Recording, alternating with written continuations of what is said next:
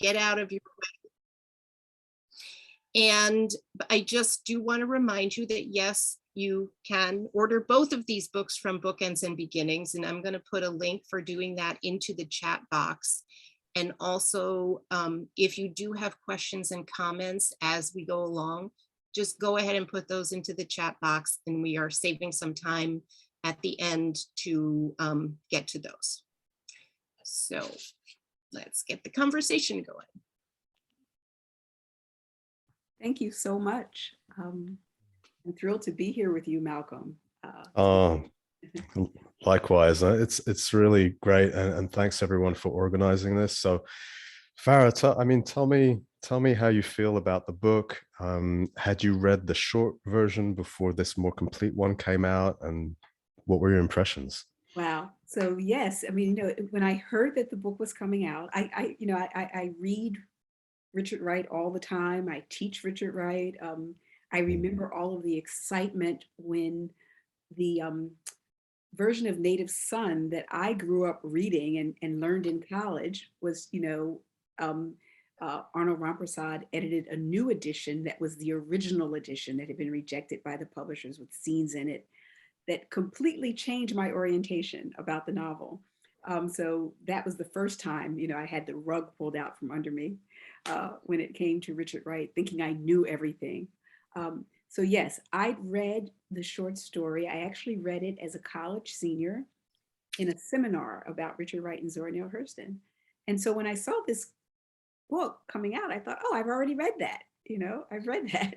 And then I realized quickly, oh no, the archive is yielding something yet again that I had not read. And so I read it immediately. And it once again, it confirmed all the things that I felt about why he's such an important writer.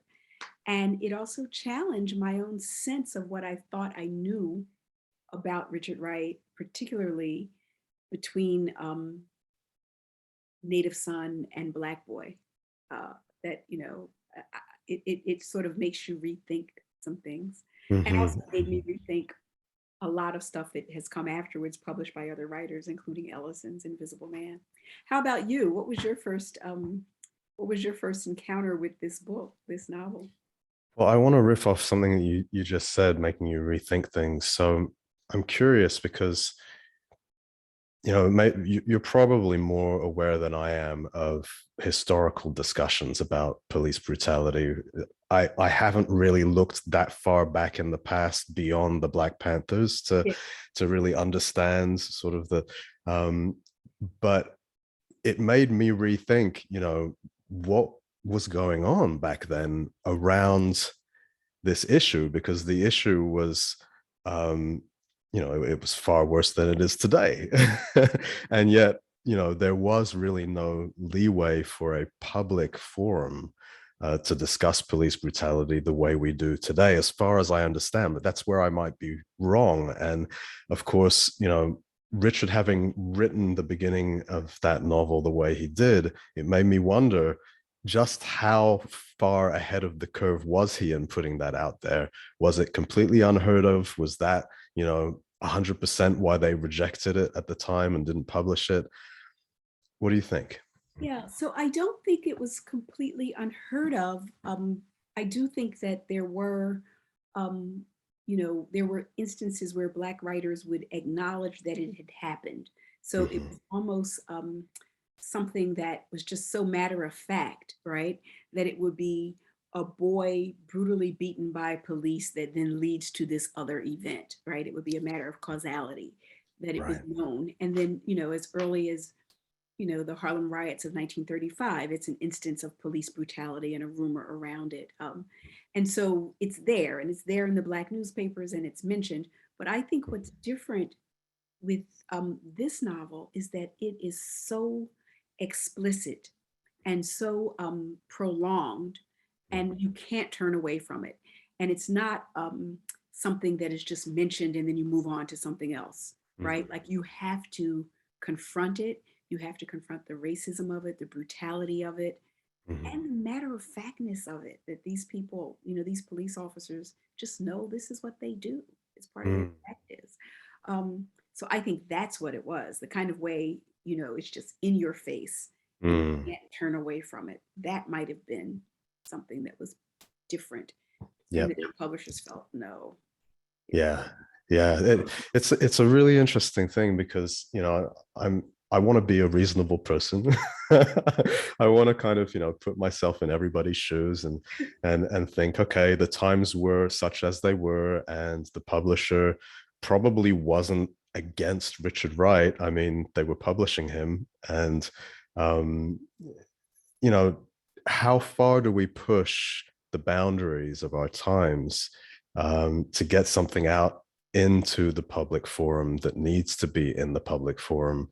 Is it completely unrealistic to expect that maybe they could have tried harder, um, or are we right to be a little bit critical and a little bit, it's a tough one. So where do you stand on that? Well, I think, I of course think they could have tried a little bit harder. I mean, they could have put it out there. They were, it wasn't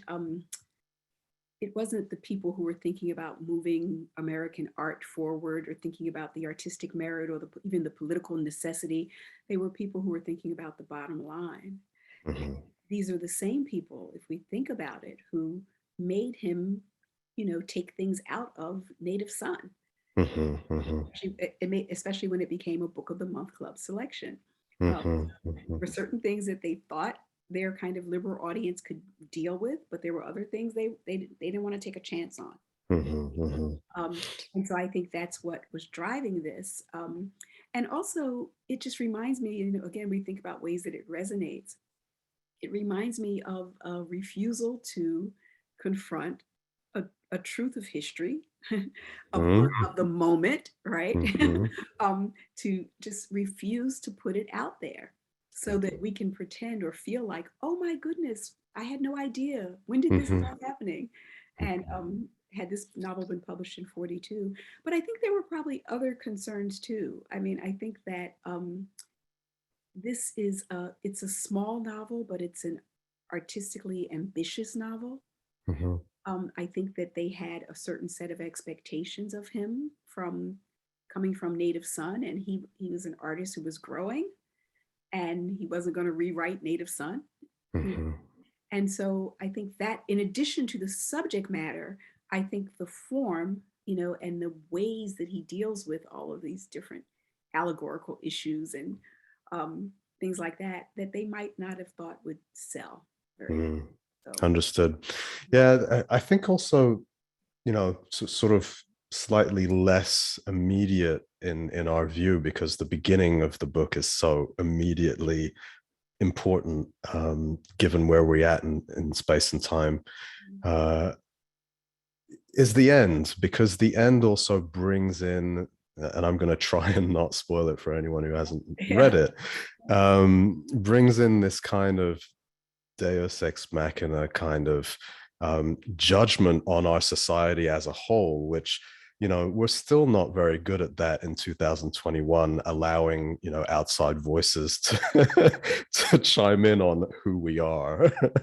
But back then, I imagine that it was kind of like, oh no, we can't publish something where our society is judged in a cataclysmic way. Yeah, it seems like a mile too far. especially coming from this Black American writer. You know, Exactly.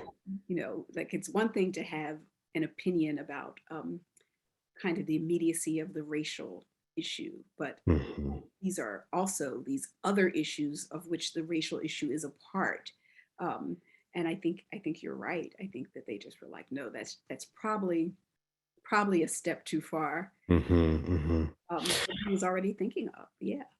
So you teach Richard Wright. Thank you so much. And I think that what we're talking about is really relevant to teaching and to the problems we're having today in confronting history in the classroom. And so, first of all, I see again that parallel as to how far can you push things, because I want to push all the way. I think that we should be able to talk about everything and anything I that agree. came from our history, and to just deal with what comes up. If people are, fragile or upset about it, or just uncomfortable, that we should not be afraid of that, and that we should deal with it, right? But then realistically, there do seem to be limits, and that is disappointing. I think that that's a failure of our society, that there are limits, and I think we should put it out there that it's a failure of our culture and society, that we aren't able to talk about all of these things. But realistically, when does it become pushing too fast, too far, and when does it become counterproductive? I don't know. Yeah.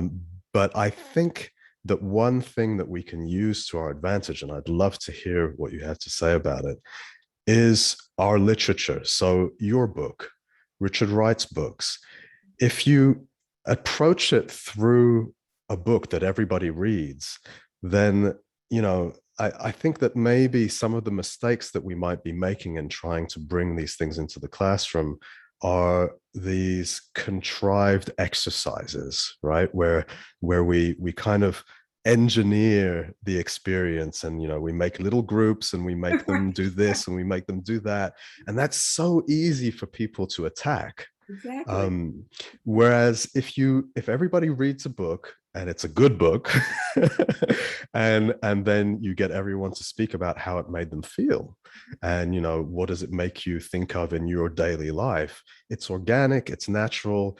And at that point, if somebody wants to come and criticize, they can come. I think we can handle that. And what do you think? Oh no, I agree. I'm like, why contrive these exercises when we have this remarkable body of work? And the classroom can be a space. And certainly, the appropriate age is important and all of that. But the classroom can be a space with a teacher who has been trained to do so, right? Yes. To create a community of readers. And it's okay if we get uncomfortable. Like at some Mm. point in the course of the class, everyone should be uncomfortable. Yes. Right? It's part of life. Right.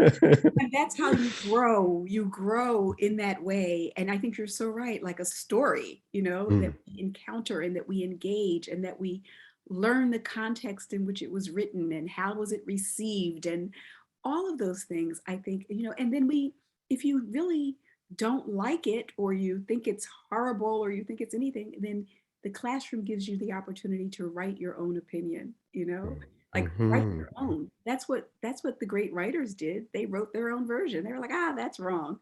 Or I like Mhm. that, but he got this wrong. I love in the this book comes with the essay that he wrote also talking Mhm. about having all the things that went into writing it. And I love when he talks about reading Gertrude Stein, you Mhm. know, in the same essay that he talks about his grandmother and how all of these things come together to inform his writing of this novel. Um, I think it models a way for us to bring it into the classroom. And then Mhm. before you know it, we're talking about police brutality and its very long history. We're talking about the history of race in this country. We're also talking about craft, how someone Mhm. decides to tell that story. We're talking about Mhm. characterization. Like, I've never seen a character like Fred Daniels before. Mhm. And Mhm. imagination produced that character, Same Mhm. imagination that produced Bigger Thomas created this one. You couldn't have two more different people, So yeah, I agree with you. Absolutely. When did you first read this? Were you aware of it as a novel or did you discover it as a novel? So I read what was readily available to everybody else first, the novella, Mhm. um, when I was, I think, maybe 15 or 16, and was not aware that there was more up until, I can't tell you exactly, but not that long ago. Yeah. And so, yeah, I mean, it was my favorite um, piece of writing from my grandfather from the get-go. And I chalked up, not knowing any better, the fact that it wasn't on everybody's lips, that everybody wanted to talk about Black Boy and Native Son and maybe also The Outsider. And right, they are, they're fantastic books. But, I kind of chalked up the relative anonymity of this story to A, it being a novella. I didn't know that there was more. And B, just to, that happens, right? There are these gems that kind of go unacclaimed, and you just go, okay, it's one of those instances. Maybe it wasn't commercial enough, maybe it wasn't vibing with what was going on at the time. I was very innocent about that. So does that answer your question? It definitely does. And I think, I love the way you said, like, here's one of these gems, and there they are. It's like Mhm. he was always that person who wrote this book. Yes, We didn't know him as that person who wrote this book, And I think exactly. about, all the censorship that he dealt with, whether it be the passages in Native Son or the fact that Black Boy initially had an ending in Chicago and that was cut off and later published as American Hunger. And now we finally have it as one book. I mean, I wonder what it must have been like to be a writer who knows you're talented, knows you're successful, and yet have to come up against this kind of censorship over and over and over again. I, And this is just the most recent incident of it. yeah, I also wonder how it's shaped sort of public discussion of him and of his works, because you know the the whole controversy around Native Son, and some people having found it, famously or infamously one-dimensional and sort of not allowing agency for a Black character, and being seen as a missed opportunity in that sense. I mean, these people were making these comments out of ignorance of some of the other things that Richard had written, and I thought the and same thing. Yes. Yeah. hmm, Like the big debates between Baldwin and Ellison, particularly Baldwin, about Bigger Thomas and about Native Son. And then here this book exists that really addresses all those critiques mhm, mhm, that he offers about Bigger Thomas. Well, if you know Fred Daniels, then those critiques don't hold at all. And exactly. even, I mean, I think with someone like Ellison, who it seems actually knew about this maybe, right? Because he'd read it. Mhm, mhm. um, to still have those critiques, makes you question the sincerity of some of them or the source of some of it.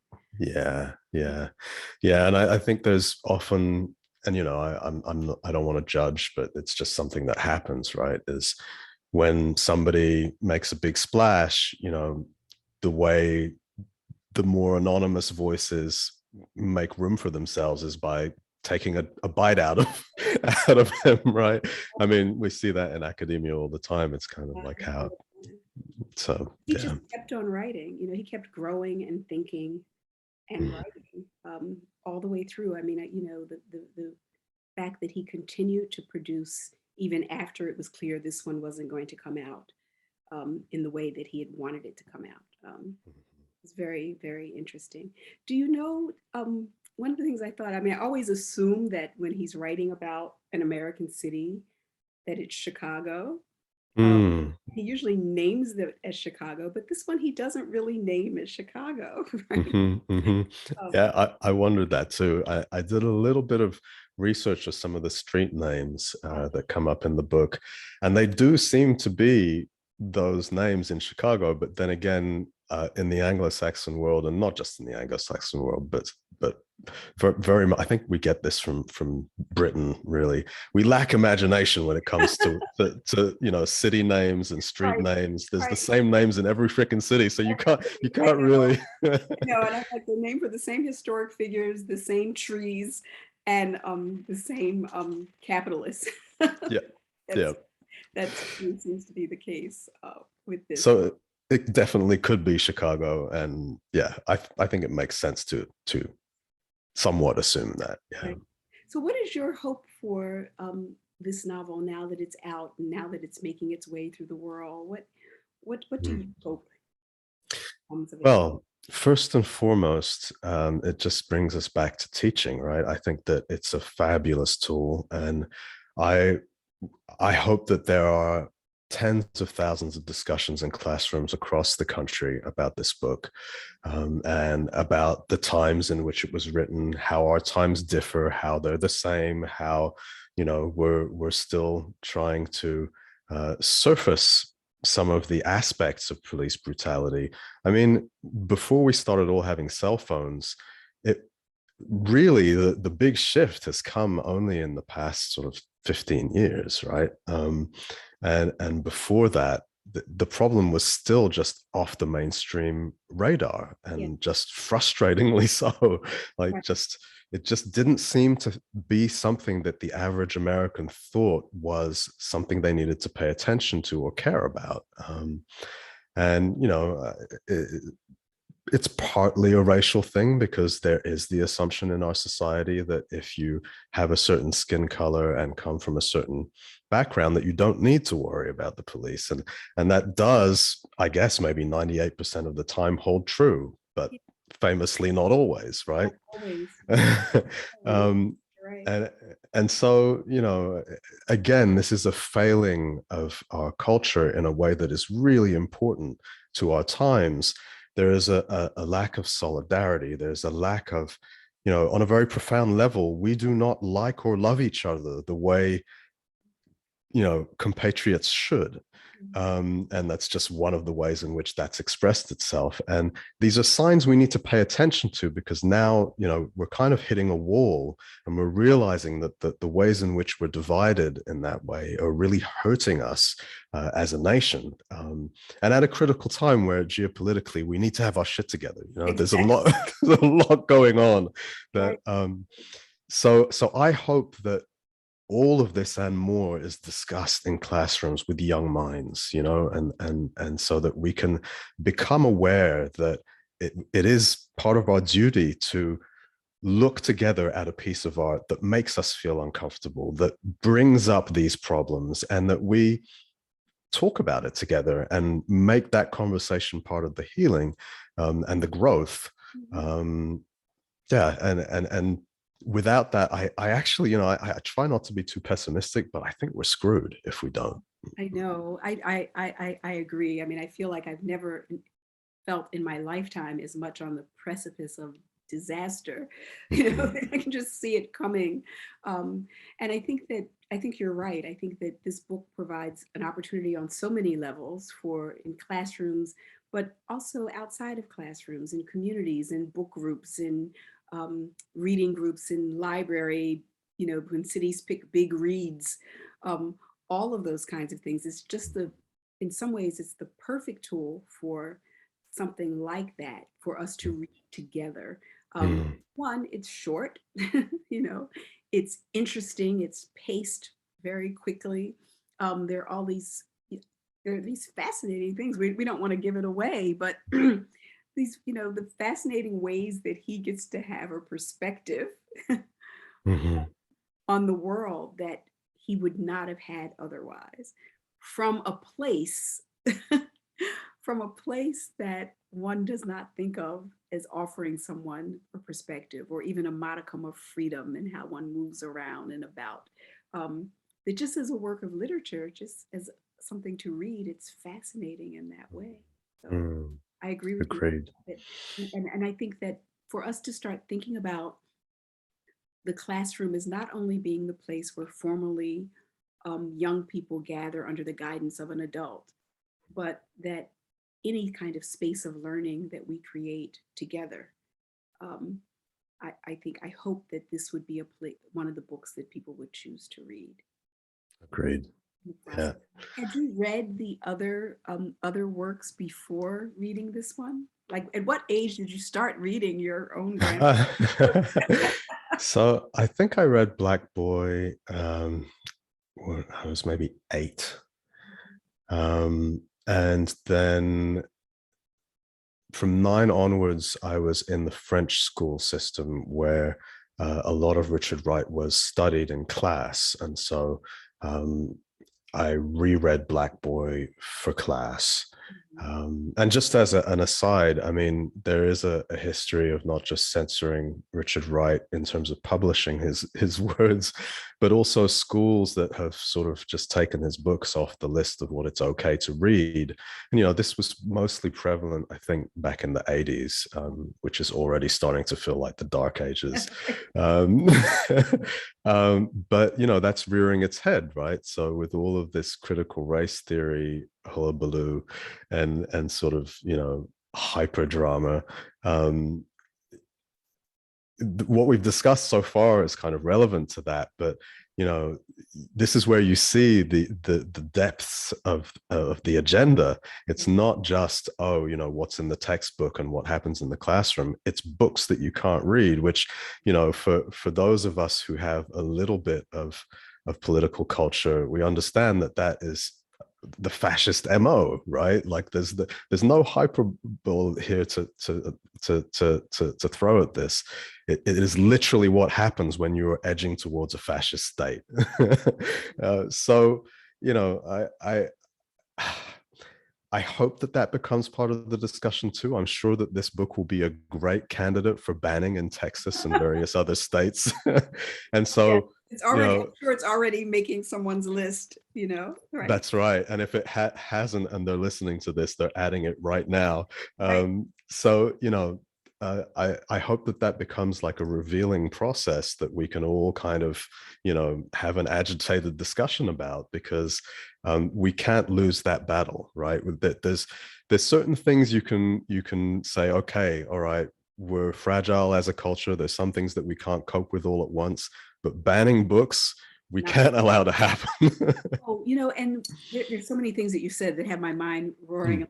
One, you know, there are several libraries that are supporting our conversation. So I want to thank them and also thank the librarians, because the librarians are the ones who say, "Oh, really? You're going to ban that book? Well, here are all the banned books. Read them." You know, they're at the that way they're at the forefront of the fight, right?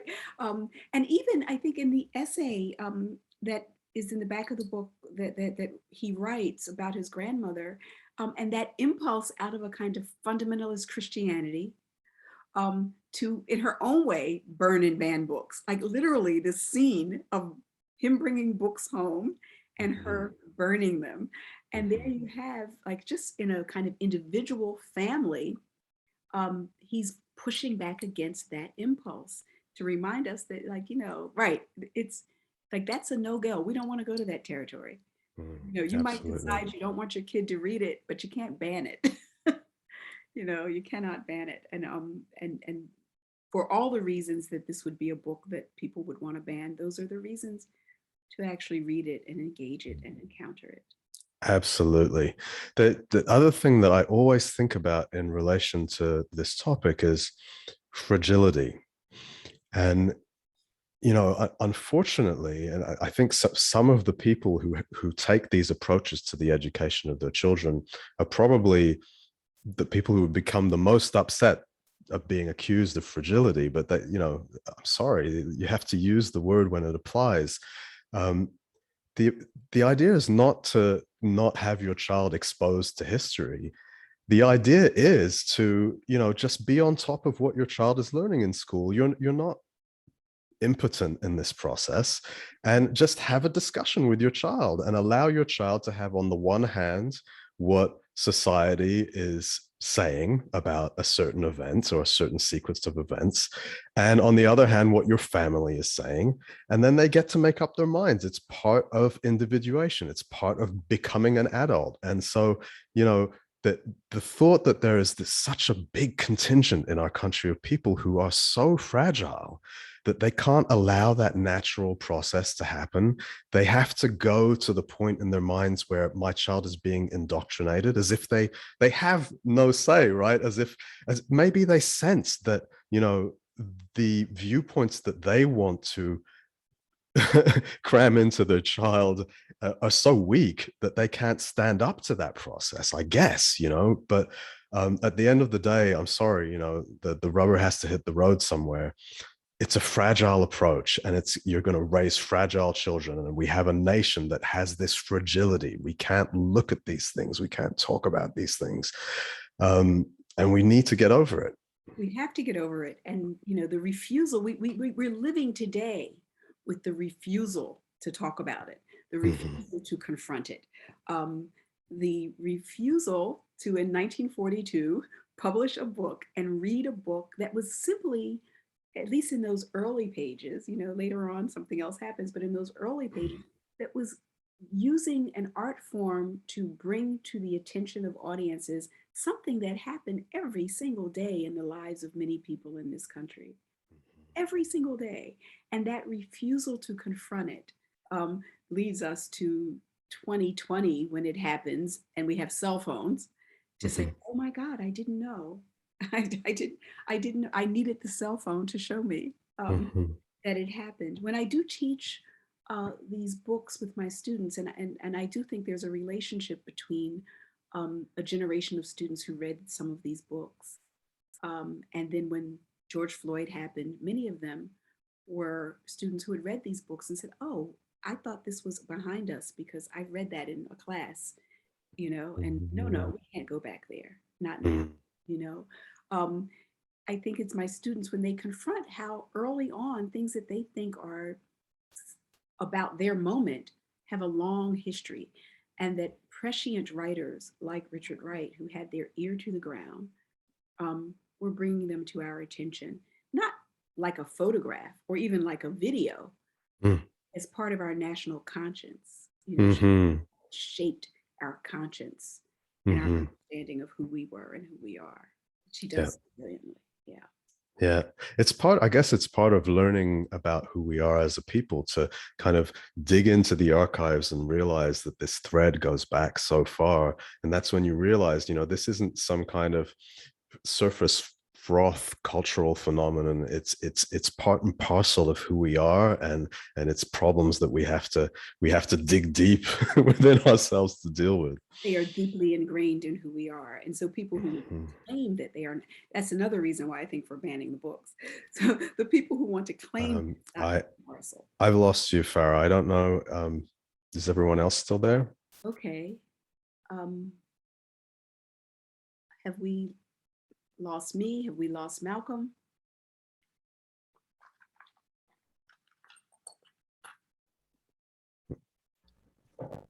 Okay. You came back. Great. Okay. Good. Yeah. So I think that, and we're probably going to go to questions soon, but I think that the desire to ban the books is a desire to also, you know, suggest that no, it's not part and parcel of who we are. It's a weird instance. It just pops up, or it's the fault of these people. Whereas if you read all of our literature, you know, you see that some of this stuff has been there since the beginning and it's been ingrained. Yeah. Absolutely. And I want to strike just a little note of compassion for these people who are experiencing this fragility. I mean, you know, our history has been unkind to all of us in the sense that it has conditioned us to expect certain things out of life. And I think that these people have been conditioned to expect that nothing will challenge their understanding of America being the good guys, of, you know, the dominant culture being right in every aspect, and everything happened the way it should have happened. And, you know, even, you know, we have all kinds of ancestors in our lineage, but even the ones who held slaves, you know, I don't really need to be critical of them because yada, yada, yada. And so I just want to be a little bit compassionate and realize that these people are not used to being uncomfortable in that sense. And I'm willing to forgive that if they can develop the self-awareness to realize that that is a shortcoming and that they do need to become used to it because that's what everyone else goes through. So they don't need to be sheltered in that specific way.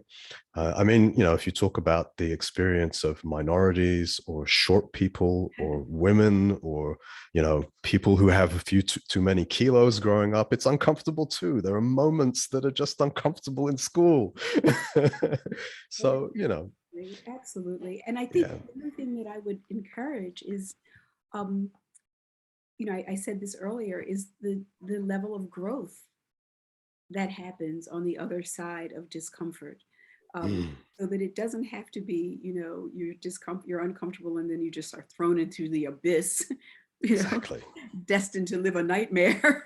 But that you might also grow, you might be challenged, you might learn to think a little more broadly and a little more differently. And there's some pleasure in that too. That is so important. And again, we're digging really deep into the roots of who we are as a people, right? There is this age-old abhorrence of looking at our shadow, of looking at, and I think that on some level it is, and there's lots of things I love about Christianity, but there's something in the Christian culture that, you wear the robes of righteousness, and the evil is not inside you, it's the devil, and it's out there. it's out there, and it's trying to corrupt you, Right. but you and your citadel are pure. And with all due respect to all the good things in Christianity, that particular aspect is horseshit. It's just, it's just not true. We all have the seeds of monstrosities in us, and it's because we don't look at them that they manage to leap out and surprise us. And so that's one of the things that Wright makes everyone uncomfortable, because he knew that. Like, he knew that everyone has the seeds of monstrosity, including those people who are victimized. Absolutely. That there's the seed of that monstrosity there. He knows it, he shows it there. And so then people on opposite ends of the political spectrum are made uncomfortable. That's right. I'm so glad that you said that, the growth. I mean, it is the only way you grow. Let's be categorical about it. You don't grow by pretending that the evil and, the efforts all need to be made externally to yourself or ourselves. And so that's the reason why we still have these problems. It's the reason why we now have so much domestic terrorism and white nationalist groups and white supremacist groups that are threatening the fabric of society with violence. It didn't come out of anywhere. We just refuse to look at it. It's been there all along. The terrorists have brown skin. They're from somewhere else. From outside. Oh, I think you're right. So, it's a lot to put on one book, and we're not putting it all on one book, but certainly reading this book and having conversations about it, I think is a really good starting point. Good starting point. Yeah. So I think there might be some questions, it looks like. Are there? Yes. So I'm back, and someone just asked one of the questions that I had in my mind, which is, does anyone know, are there other lost works that might surface? Do we know? So this is where I get to be mysterious and say, yes, there are. It's just a little bit difficult to talk about them right now because things are kind of underway and we're trying to figure out what the best way is for them to come to light. But there are. And so that's something to look forward to, I feel. I wish I could say more. And I would say for people who enjoy Richard Wright, this is not, things that are still lost, that it might be interesting as you become an expert on his writing to look at the ways that certain books that were published have been revised because things were taken out of them and they've since been added, or we have access to a novel like Law Today, which was not published, or that something you might have read as a small memoir called American Hunger was actually meant to be the end of Black Boy, and now is because of the work of family and scholars and things like that. And then there are a lot of things that he's published that he wrote after he left the United States, and which tend to be quite overlooked, I guess, in the United States, and which I would highly recommend because it gives you a window on a process that we are now sort of painfully going through. We're realizing that we are world citizens, that things that happen overseas actually matter, that there is civilization beyond our borders. And so we kind of, to look back at not just anybody, but even, a Black man from the South who made this journey and embraced all of the things that he found overseas and started writing about them. Like, not only do those things exist, but we can actually write about things that happen on other people's shores. These are all things that it would be really great for us to really fully embrace today. And I think that those works can help. I agree. Can I want to bring up a question. So you did talk a little bit about the essay that accompanies the book. Mhm. And I found it fascinating that that was in there because I think that a lot of writers and artists feel that they shouldn't explain themselves. Mhm. And, especially because so much of, part of the book is kind of surrealist, that a lot of artists feel like that should always stand on its own and it should be up to the reader or the viewer or to interpret, and the artist should stand back. Do you have any sense of, but he really, apparently he wrote that in a sort of passion moment after completing the book. Do you have any sense of where that came from, or why he felt that he needed to explain what he was writing there? So personally, and look, I'm not an expert. In fact, I don't know any more than you do about this. Mhm. The bloodline doesn't mean anything when it comes to this kind of thing.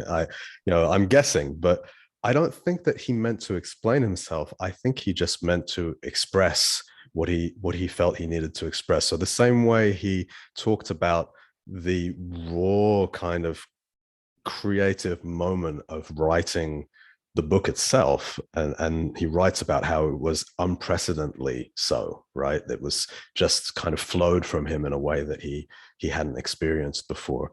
I think maybe we should take a cue from that in looking to why he wrote Memories from My Grandmother. I think he needed to say that, and maybe writing that piece also flowed to him from him in that way. And we're kind of psychoanalyzing ourselves as we write, as writers. We're figuring things out, we're figuring out our place in the world, and we're not always writing for an audience, especially when you realize that the book wasn't published, right? So he's writing something about something that actually didn't get out there. So I think it was a lot more an internal process and something that was valuable for him to put out there. Yeah. I also think I agree, and I think two things come to mind, and these are not informed by research, but I think that when you think about how controversial Native Son was, so much so that he had to write the piece "How Bigger Was Born," which he Mhm. speech, and then it would later on be published, to explain the process. I think that could have informed this impulse. And the other one, I think he actually says in the essay, you're so right, that Nina, that the parts of the novel that we didn't talk about are the very surrealistic parts. And then in the essay, he has to say, yes, surrealism. And I know you don't think anything having to do with American Negro has anything to do with this movement called surrealism, but it does, and let me tell you how. So I Mhm. think in some ways that might have been an impulse too. Yeah, I agree. Yeah, it's a funny thing. I guess also when you get something rejected as an author, there may also be the impetus to say, and to say to whoever's willing to listen, look, this is why this is important to me. You might not get it yet, or you may never get it, but this is why it matters to me. And so I think that's part of it. And then as you say, Farah, the surrealist part, I guess, when you're a Black writer, even today, but especially back then, there was probably more of a burden of educating your audience than there is for other types of writers. And So, people who were expecting him to write in the kind of social realism of mm, Native Son again. And this, he's like, no, that's not what this is. This right, is different. Yeah. exactly. It is, I mean, it is like a wonderful, bonus element of the book. And I do think, you're being very careful not to spoil the plot and not to spoil the reading experience of it. But, it is a book that you really want to talk to somebody about after you've read it. Yes. And then the essay just kind of adds another element to, then you want to talk about the essay as well. Mhm. So we do have a question from someone who says, I read the book and have encouraged others to read and talk about it. Would you recommend it for high school students? Definitely. I mean, in every way that we read literature in high school, like, you know, I would definitely recommend it. I read it when I was in high school, the shorter version, and I couldn't put it down. It was just, I feel like I just swallowed it whole. And when I finished it, it was absolutely clear to me that it was the best thing he'd ever written in my eyes, and that it was one of the most powerful things that I could conceive of. And without spoiling the plot, you know, if you need a reason as a teacher or as a high school student to pick up the book, I would say that it spoke to aspects that are inherent to that moment in life when you're in high school and you're looking at the society that is educating you, and you're looking at the things that you're being asked to read, and you're looking at the values that you're supposed to uphold, and you're looking at the unspoken values that seem to be important in society, and you're analyzing all of that and trying to figure out what it means for you, and trying out, pursuing various aspects of it. This book gives you an incredibly imaginative and creative journey into questioning the fundamentals of society. And there's an incredible freedom to it in that sense. And so, yeah, I think that that's why it spoke to me, and that's a very sort of universal theme, right? It doesn't even have anything to do with blackness or with race in that sense. Of course, all of those questions of race are incredibly important, and especially to us now here today. So you should read it for that as well. But those universal themes of trying to figure out where you stand vis-a-vis, you know, the career your parents think you should have, and you know, the 2.5 kids and cars and the white picket fence and the American dream that may or may not still be alive, you know, all of those things, I think you'll find incredibly raw and fertile fodder for those thoughts.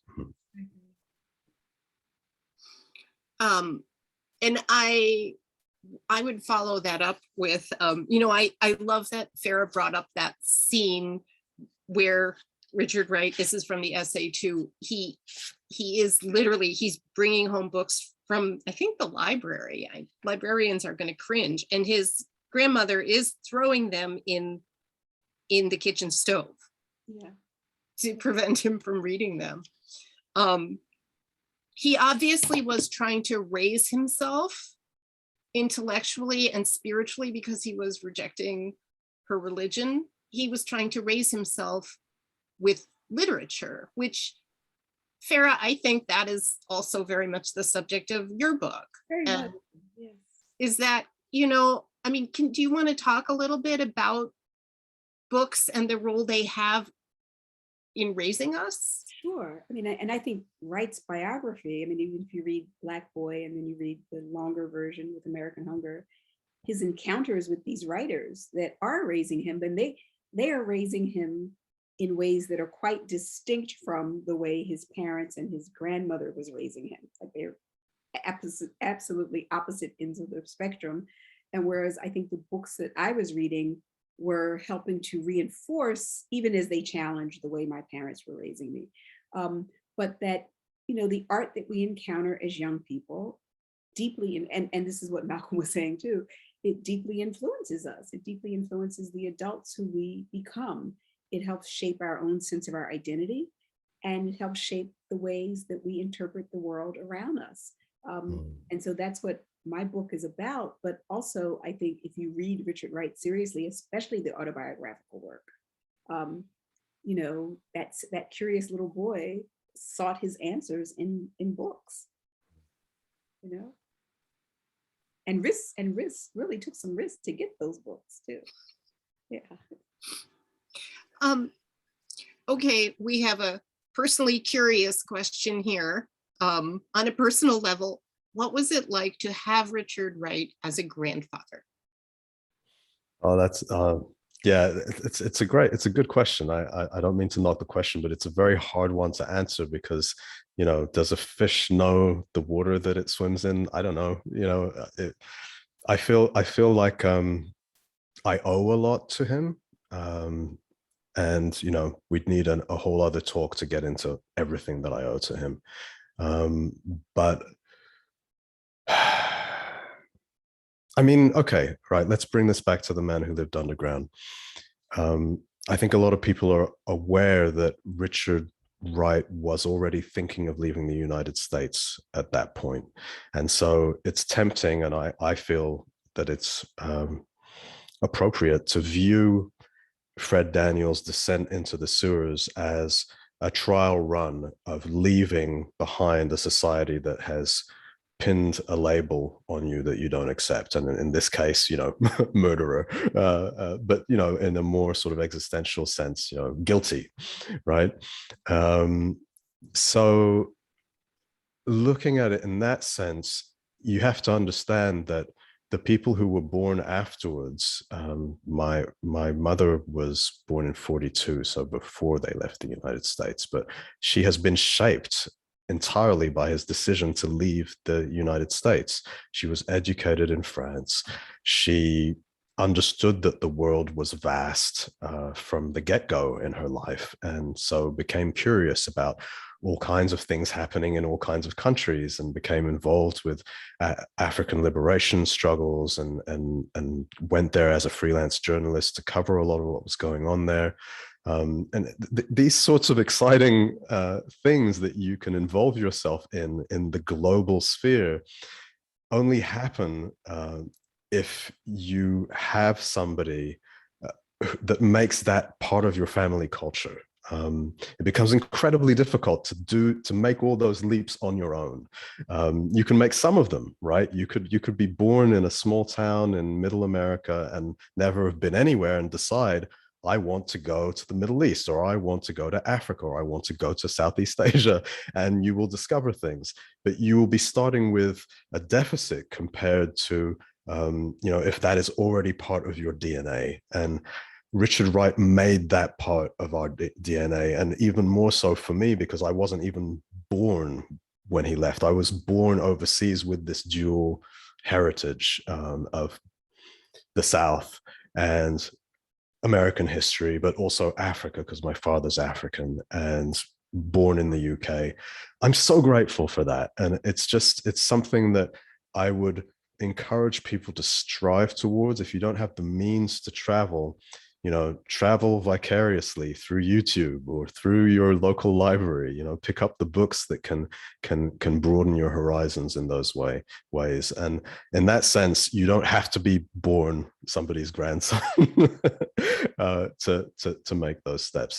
But I'm super excited about sharing that aspect of my experience with folks. And the happiest moments I have in these sorts of discussions is when we're talking about that, or when I'm talking to high school kids about it, and just kind of feeding the natural curiosity that people have at that age, because they want to discover what the world is about. They know there's more to it.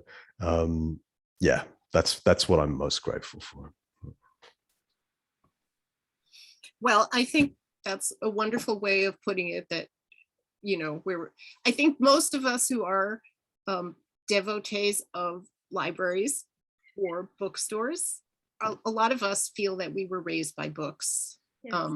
That all the things that we wished we'd gotten from people, but we didn't, there's a whole other consciousness out there on the shelves of your local library, or on the shelves of your local independent bookstore. I will put in, since I am the bookseller in the room, I'm going to put in a plug for having these on your shelves, because I don't know, I believe in marking things up and being in conversation with the books that you're reading. This is a wonderful companion to so many incredible works of literature. And you are going to want to talk about this after you finish reading it. So let me put one quick little plug for we're approaching the holidays. Also, your local independent bookstore appreciates your shopping there and keeping those, shopping dollars local. I just really want to thank the two of you for being here today. We conceptualize these lunchtime conversations as putting two people together as if they were sitting at a lunch table, and then the rest of us get to be a fly on the wall. And you know that it's been a successful conversation if you just want to keep sitting here and listening to the conversation. Of course, we run out of time, which we have. If you have any last thoughts that you want to offer, or just want to say goodbye. I have a thought. Lunch. Let's have lunch, Farah. Yes, absolutely. When it becomes possible. Yes, Yeah. we'll definitely do that. And I can't reiterate it more. Pick up this novel, read this book, read more Richard Wright. And read everything. Read on. Yes. Thank you all for joining us today. Thank you.